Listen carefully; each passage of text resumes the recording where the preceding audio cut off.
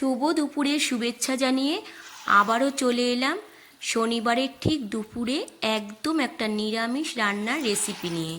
তার জন্য প্রথমেই আমি কড়াইতে সাদা তেল গরম করে নিয়ে ডালের বড়াগুলো ভেজে নেব। দেখো একসাথে বেশ কতগুলো দিয়ে দিচ্ছি, দিয়ে তারপর গ্যাসের ফ্লেমটা কমিয়ে আস্তে আস্তে করে বড়াগুলো ভেজে নিতে হবে। একটা সাইড হয়ে গেলে তারপর উল্টে পাল্টে দুদিকে লালচে করে ভেজে নামিয়ে নিতে হবে।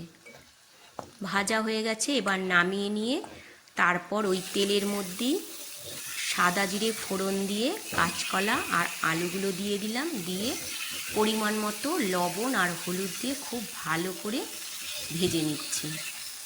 ভাজা হয়ে যাওয়ার পর দিয়ে দেব একটা টমেটো কুচি, দুটো পাকা লঙ্কা আর 1 চামচ জিরের গুঁড়ো দিয়ে অল্প একটু জল দিয়ে খুব ভালো করে মশলা কষিয়ে নিয়ে পরিমাণ মতো জল দিয়ে ঝোলটা দেখো ফুটিয়ে নিচ্ছি।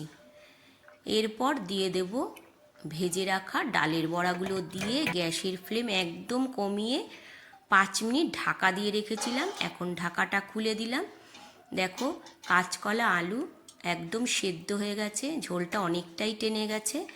এখন ওপর থেকে দিয়ে দেব 1 চামচ গরম মশলার গুঁড়ো দিয়ে আবারও সামান্য একটু ফুটিয়ে নিলেই রেডি হয়ে গেল আজকের একদম হালকা পাতলা রেসিপি। খুব সহজভাবে তোমাদের সাথে শেয়ার করলাম। রোজ রোজ একঘেয়ে মশলা খেতে আর ভালো লাগছে না, তাই খুব হালকা করে আজকে এই রান্নাটা করে নিলাম অল্প মশলা দিয়ে। কেমন লাগলো আজকের এই রেসিপিটা অবশ্যই জানিও। আবারও তোমাদের সাথে দেখা হবে অন্য একটা রান্না।